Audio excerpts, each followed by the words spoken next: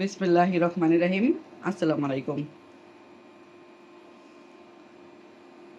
Afghani chicken রান্না করব, সব কিছু প্রস্তুত করে নিয়েছি। বাই দা ওয়ে, আমি মাহমুদা খানম, মাহমুদা ডাইন থেকে সবাইকে স্বাগতম।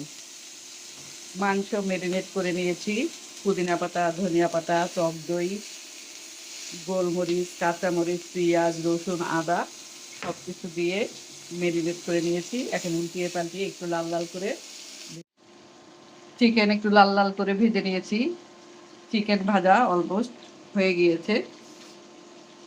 এখন মূল রান্নাটা শুরু করছি। হাঁড়ি বসিয়ে দিয়েছি সয়াবিন তেল, দিয়েছি পেঁয়াজ গোল্ডেন ব্রাউন করে ভেজে নেব।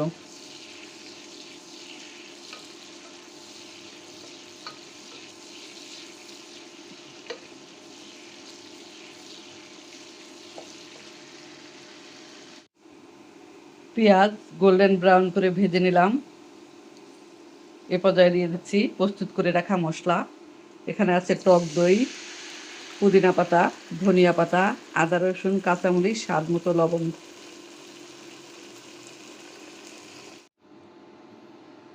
আর দিয়েছি কাঁচামরিচ। সব কিছু একসাথে পাটায় বেটে টক দইয়ের সাথে মিশিয়ে রেখেছিলাম। এখন দিয়ে দিচ্ছি সামান্য মরিচের গুঁড়া, দিয়ে দিচ্ছি হলুদের গুঁড়া,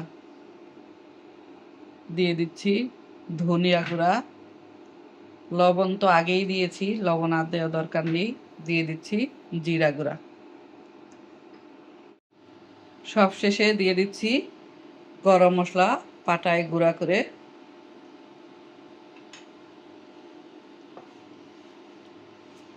ঢাকনা দিয়ে ঢেকে চুলার আঁচ একেবারে লো করে দিয়ে মশলা কষিয়ে নেব। মশলা অল্প চাপে ভালোভাবে ভুনে নিলাম। এ পর্যায়ে দিয়ে দিব ভেজে রাখা মাংসগুলো। এর সাথে অ্যাড করছি এডিশনাল গরম পানি। ঢাকনা দিয়ে ঢেকে 15 মিনিট রান্না করব।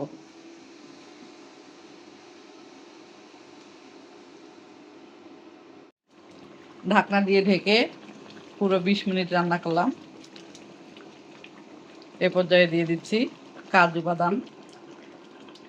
কাজু বাদাম পাতায় বেটে দিয়ে দিচ্ছি। এটা অপশনাল, ঘরে ছিল তাই জন্য দিয়ে দিলাম। সবশেষে এর সাথে অ্যাড করব ঘি। একদম শেষ পর্যায়ে ঘি দিয়ে দিলাম।